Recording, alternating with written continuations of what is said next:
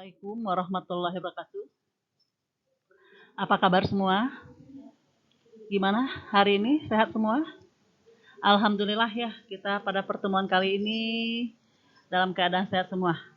Pada pertemuan saat ini kita lanjutkan dengan materi kita, materi terakhir di semester ganjil, yaitunya materi bab 3.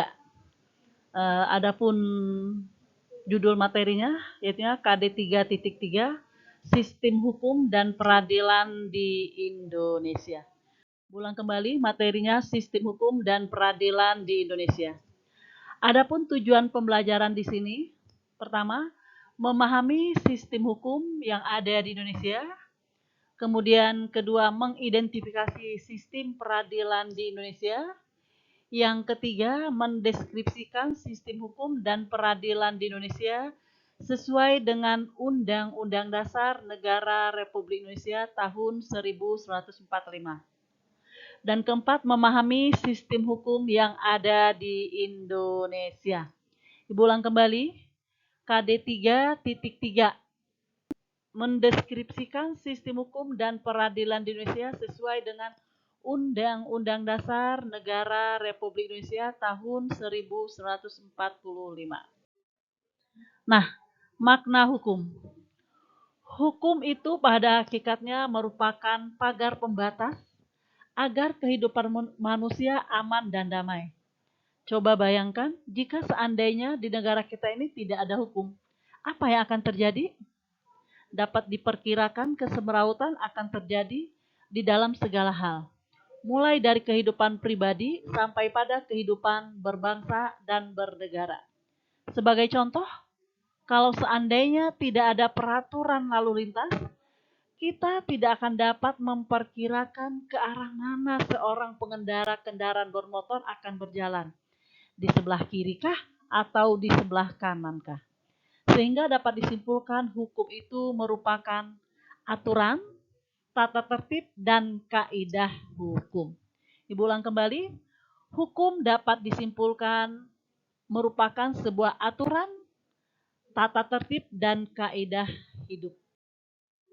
Kemudian kita lanjutkan dengan unsur-unsur hukum. Unsur-unsur hukum yang pertama, peraturan itu dibuat dan ditetapkan oleh badan-badan resmi yang berwajib. Kemudian peraturannya mengenai tingkah laku manusia dalam pergaulan masyarakat. Kemudian peraturan itu bersifat memaksa. Keempat, sanksi terhadap pelanggaran peraturan tersebut adalah tegas dan nyata. Kemudian tujuan hukum. Pertama, menjamin kepastian hukum bagi setiap orang di dalam masyarakat. Kedua, menjaga jangan sampai terjadi perbuatan main hakim sendiri dalam pergaulan masyarakat.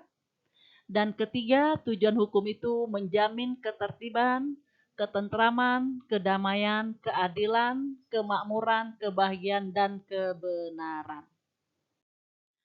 Kita lanjutkan dengan penggolongan hukum. Penggolongan hukum itu banyak sekali.